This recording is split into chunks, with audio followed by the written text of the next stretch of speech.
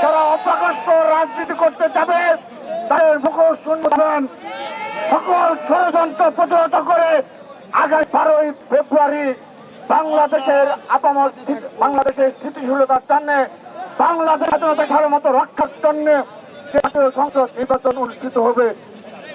সেখানে বাংলাদেশ জাতীয়তাবাদী ছাত্র দল সর্বাগ্রে অগ্রণী ভূমিকা পালন করবে এবং বিজয় নিয়ে আমরা বাড়ি ফিরবো ইনশাআল্লাহ। ছাত্র দলের উপর চাপিয়ে দিয়ে তারা বলল ছাত্র নাকি নির্বাচন চায়নি। আমাদের একজন বিএনপি পন্থী একজন শিক্ষককে তারা ছাত্রী নিয়ে এসে বলল তিনি নাকি নির্বাচন বন্ধ করেছেন। আমরা কোনো কিছু বলিনি।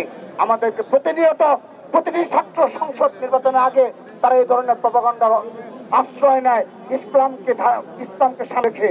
আপনারা দেখেছেন হিজাব নাটক করে আরেকটি প্রপাগান্ডা ছড়ানো হলো সেই 30 ডিসেম্বরে। অর্থাৎ এত মিথ্যাচার প্রপাগান্ডা নোংরামি করা হয় প্রতিটি ছাত্র সংসদ নির্বাচনের আগে। এই ধারাবাহিকভাবে তারা এগুলো করলো।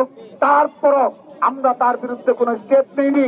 পরবর্তীতে 6 জানুয়ারি যেদিন জগন্নাথ বিশ্ববিদ্যালয়ের কেন্দ্রীয় ছাত্র সংসদ নির্বাচন অনুষ্ঠিত হলো সেদিন আপনারা লক্ষ্য করেছেন নজিরবিহীন ভাবে এই জামাতপন্থী শিক্ষক বেলাল স্যার তিনি সংবাদ সম্মেলন করলেন 12টার সময়।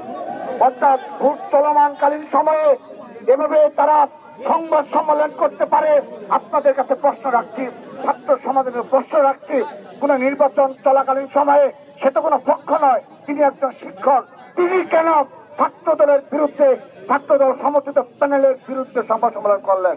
কেন তিনি এই প্রভাব বিস্তার করলেন? কই আমরা তো বিচার পেলাম না। কারণ সেই পিসি হলো সরাসরি জামাতের পৃষ্ঠপোষকতা। সেজন্য আমরা কোনো বিচার পাই না, কোথাও বিচার পাই না।